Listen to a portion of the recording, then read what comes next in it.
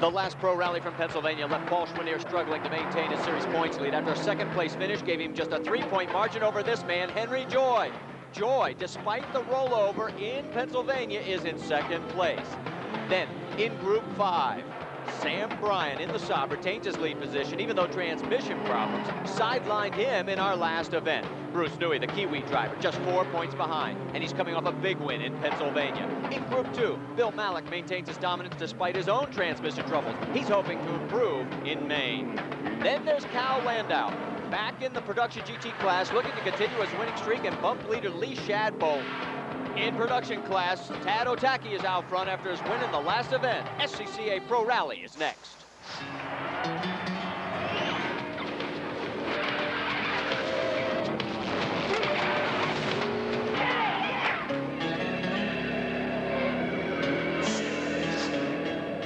From the Rangeley Lakes in central Maine, we're going to go deep into the woods at the Maine Summer Forest SCCA Pro Rally. And the series has seen 4 different winners in as many events. Hello again, everybody. I'm Marty Reed. 42 competitors are present for today's action. Let's take a look at the route map. 2 short stages in the woods. Then we go into town for a quick asphalt stage. Then we head north, almost to the Canadian border, over 8 more fast stages, a total of 276 miles of racing. Now, Carl Merrill with co-driver Lance Smith is first on the course, fresh from his last victory. He knows what has to be done. The competition here today is absolutely horrendous. You got Swanier, Sprungle, Salchuk, a whole bunch of people. Henry's is going to be really aggressive. I'm sure after his last one, he wants to make up for it. But I've always run well here. Paul Schwanier and Jeff Becker are next on the line. He talked about his strategy. Really, you want to go out and drive very conservatively tonight and not try to take too many chances, because really you can only lose the rally tonight. You can't win the rally. If anybody's going to be leading tonight, it's only going to be by a handful of seconds. I don't know if Paul Schwanier ever looking very conservative on a race course. Look at the way he slides that Hyundai around those corners. Then we've got Henry Joy with John Belfleur along for the ride. They're back in the repaired and repainted number 7 car. We're going to go at this rally a little differently in our Pennsylvania attack. We were quick out of the box here, and we'll be quick here. We might just hang back just a little bit and see how it plays out, because there are a lot of big cars here. We'll see how it goes. Selchuk Karamanoglu and co-driver Tony Lumino lead the line next. They're hoping for another smooth run. We've also got a Canadian entry, Frank and brother Dan Sprungle, their new car. He's won here in the winter. Now he wants a victory in the summer. It's a fabulous event. Good technical, fast roads. Transferred over to summer. I think it'll be even quicker than in winter, obviously, because of traction. And some of there's few new stages, I believe, but it's a very technical event, but you got to be very, very careful. Well, but Frank and Dan don't get the long entry award. That goes to Ricardo Sater, all the way from Uruguay. He's here with Louis Henderson to test the waters for next season, and they're not looking too bad in their first U.S. SCCA Pro Rally. Then we've got another Hyundai entry, Noel Lawler, Charles Bradley. Noel's fast. He knows the woods. That's good insurance for Paul Schwanier.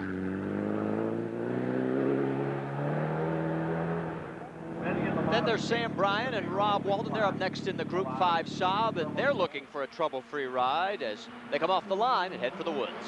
Last event, STPR, we had a little trouble with the transmission. We were broken one shaft in there, and we've got a strengthened version of it now, and hope to have no problems today.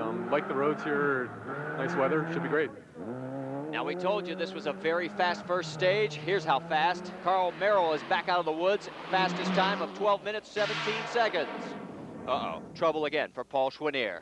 Well, coming out of stage 2, right towards the end, after a very fast section of the road, went to the right real hard, and the car started sliding sideways, and I ran out of road, and unfortunately, on the outside of the road was a big hole, so the car fell in a hole and stopped on its roof. So we got out of the car and checked it over, and there's a few people there. We rolled back on its wheels and drove off. And there's more problems. Ooh, that's John Nichols in the Group 2 car.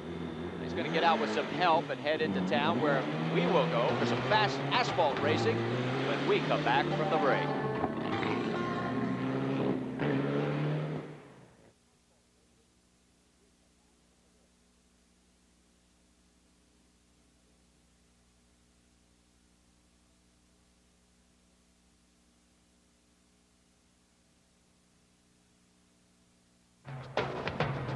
Today's Speed World event is being brought to you by the Norseman, the finest oceanside accommodations in Ogunquit, Maine. And by Rally Sport, the leader in motor racing videos. Well, as the drivers get ready for the in-town asphalt stage, the cars are in what's called a parc fermé. You might have heard that with our Formula One coverage. No work is permitted. This means no tire changes, but more importantly, no mechanical repairs for guys like Paul Schwinnier after his rollover. And his clutch may not make this next run.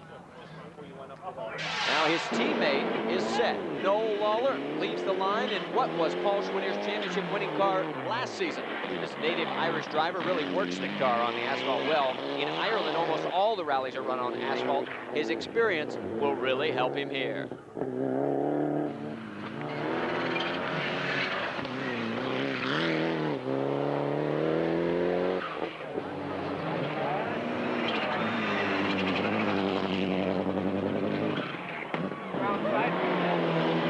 Here's the Uruguayan team. Rally is very big in Uruguay. These guys are here for the first try in the U.S.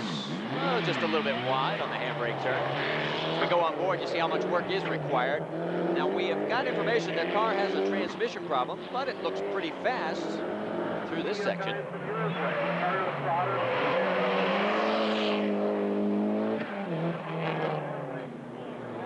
Paul Schwinnier has got it in position. And he is struggling to get it off the line, and he does, just barely.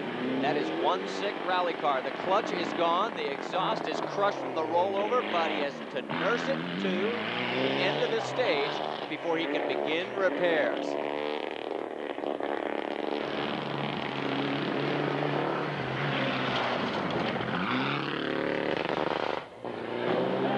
This is Frank Sprongel, rooftop view. This is the first Maine summer event for these Canadian champions. They've won here 3 times in the winter. With a new car, they will be a big factor here. The Quattro grip doing the job on the pavement.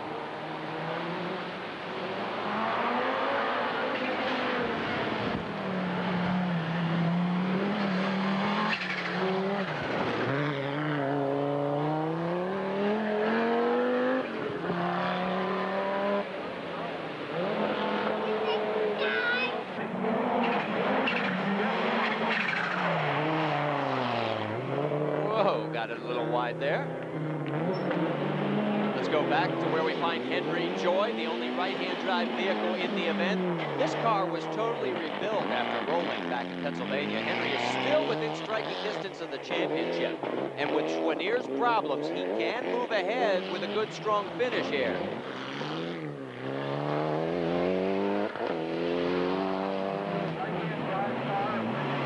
A little cleaner through that last corner, does a nice job. Another man looking to move ahead in the points, Carl Merrill. He takes off from the line. You can see the obstacles on each side of this course. Now with the traction that the asphalt provides, drivers have to think a little bit on the careful side. Remember, there's no Armco barriers here. And for example, you go off the left side there, you've got yourself in a mess.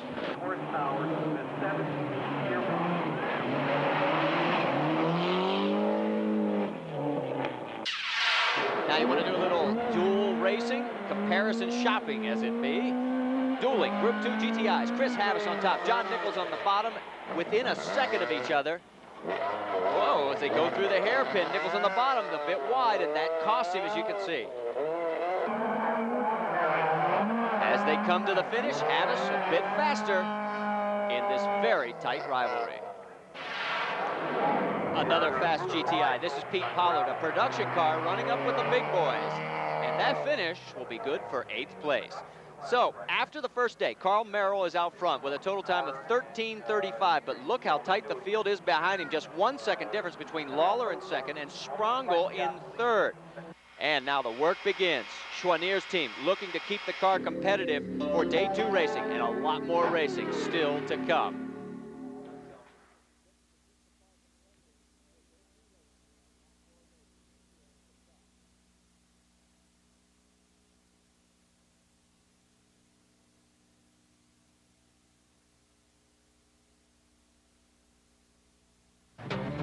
As the sun breaks over Rangeley Lake, we get set for second day racing in the Maine Summer Forest Rally. I'm Marty Ree.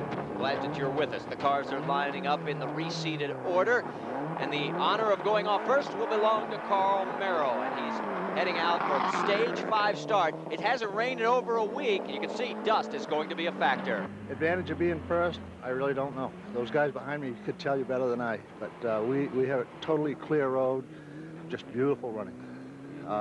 I'm sure they're picking up some dust, and which has given us an advantage, I hope.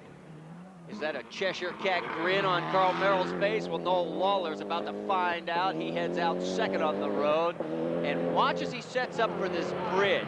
The planks are very narrow, and you've got to keep your speed up. And look at the dust. You want to talk about dedicated fans? I don't think I want the laundry bill from that group. Many of these fans are here to see this man, Frank Sprongel. He plants the car, sets up for the bridge, makes it nice. On board, he builds the speed, 90 miles an hour at its peak.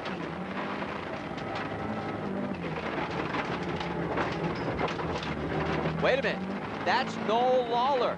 He is off the road, and that cloud of steam looked like it was the engine, so it does not look good for Lawler. Here's Henry Joy. He's setting up for the bridge.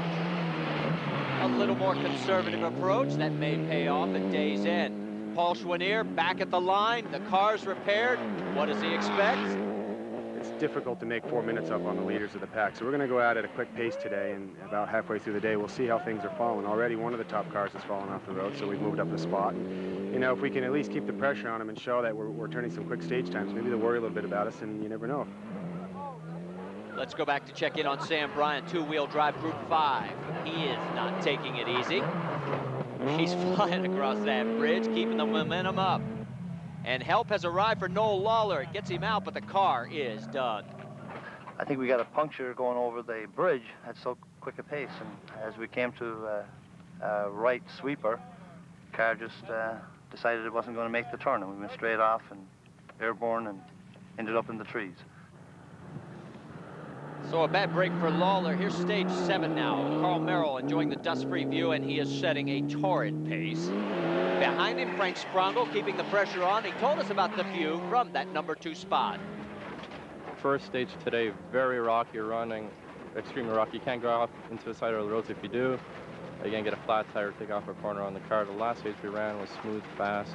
The dust wasn't as bad, but overall good conditions. Want to talk about comebacks? Paul Schwanier started 29th today. He is already back up to 9th place. Selchuk Karamanoglu also making time. He started 7th, currently is 4th. He's on his way to a great run. Then there's John Kemp driving reliably. He's moving up the order. He's in 5th, fighting his way through the dust. And then there's Pete Pollard holding his own in the production car ahead of a lot of supposedly faster vehicles. No one told him the production cars are supposed to be running at the back of the pack. In that Group 2 duel, the GTIs, well, they continue with Chris Havis keeping the lead by 2 seconds. On board, you can see how hard the team is working.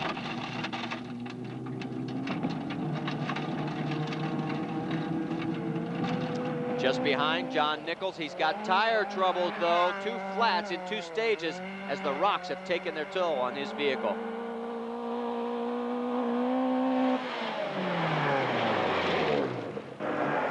Rick Davis making his debut with a new ride. He's running second in Group 5, and that's not bad for a shakedown run. Back at the service area, Schwanier's mechanics still aren't getting any rest. There's some heat generating in the engine, which actually melted the top of the dipstick, so now there's oil blowing onto the windshield that makes it a little bit hard to see. So little problems that we can take care of here now, but up to this point we've gone along and made a little bit of time, but not enough time to really make a big difference with the leaders. So at this point there's about 50 miles left in the rally, and the other Hyundai's been off the road and he's not going to finish. So we really need to finish and collect some points for Hyundai, and we're looking for a top 5 if everything goes well. Well, stranger things have happened in Pro Rally. Carl Merrill has a 30-second lead over Frank Sprongel. New tires will be going on as they get ready to head north. More rally racing when we come back.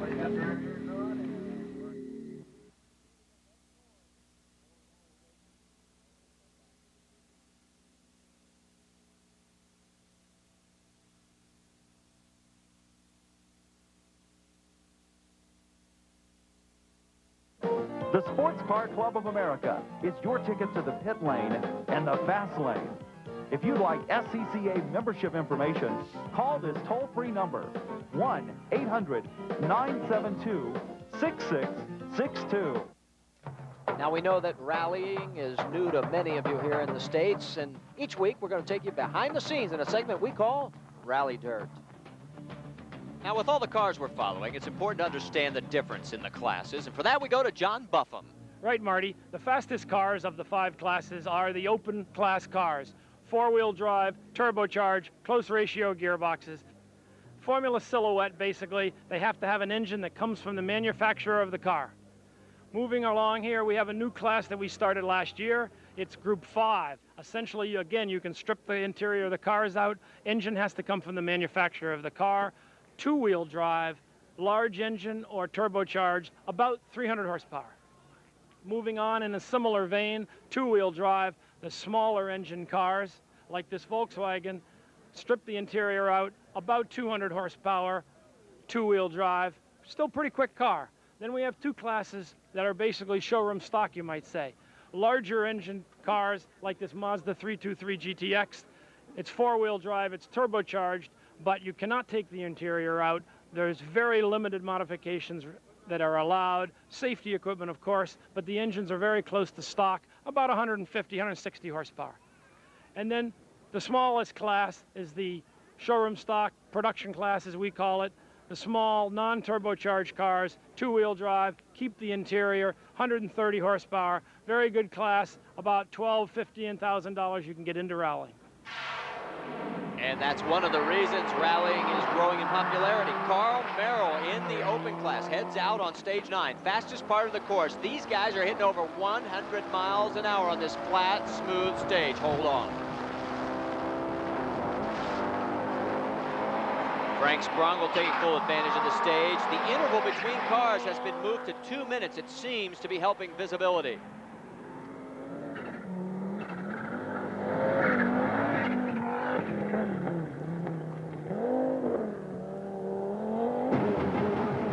On board with Henry Joy, he leads the line. We ride on top, and he's wasting no time. He seems to be putting in a solid drive without taking too many chances. His newly rebuilt car performing flawlessly. He knows he does not have to win to move into the points lead as long as Schwanier is still having all those problems.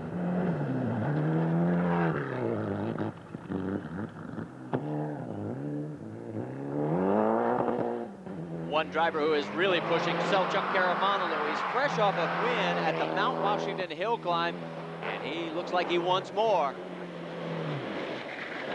Ooh, coming through the hairpin there, he has tagged that bank, and it'll be interesting to see what problems that could potentially cause for that right rear. Oh, and it looks like the camber is out of whack, and he may have some suspension damage. Here's Paul Schwanier making up time. On board, you can see the concentration.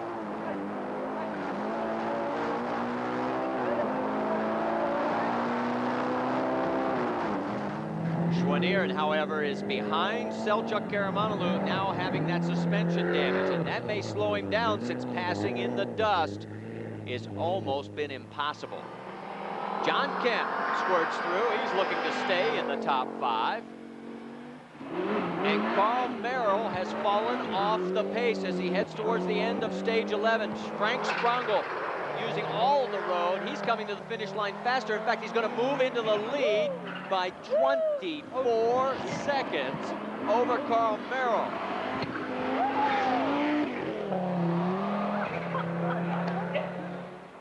Here comes Selchuk Karamanoglu. He's next, looking a little unstable, but he's not lifting, still pushing hard. Gets it wide.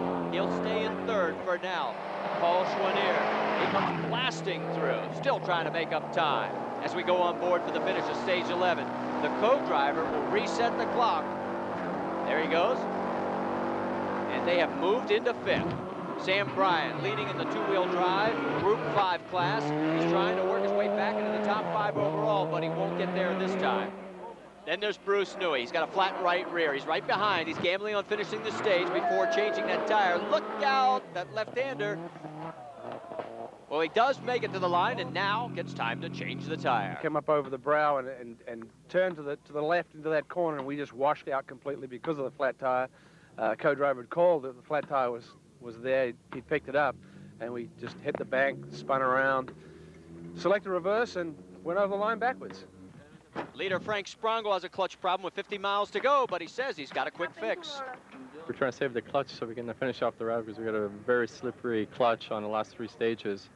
So we're trying to get to the finish now. So we're using good old flour and Coca-Cola. The Coke is the acid, so it takes away all, it'll clean everything up in there, and the flour hopefully will make it all nice and sticky. So it should work. So could gold medal become a sponsor? You never know. Caramanalo's bumped Joy to 4th, and Schwanier has moved into 5th. Stay with us.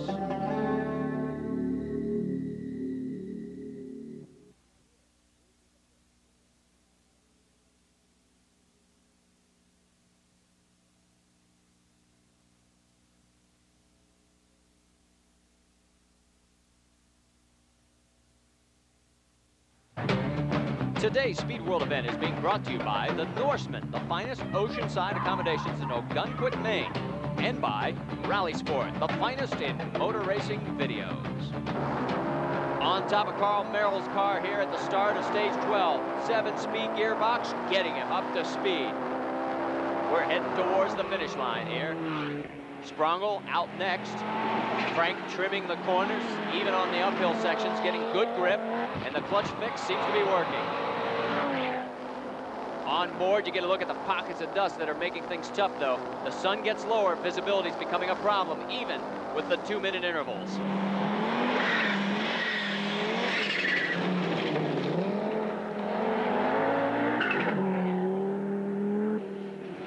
That's Henry Joy, still looking smooth and solid, but he's looking a little bit racier, trying to regain one of those top 3 points positions.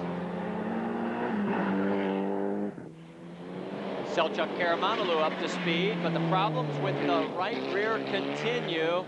You can see the wobble there as he slides, making the job of driving that much more difficult. And Paul Schwanier just behind Selchuk, struggling with the dust. His car is actually quicker, but he can't work his way by.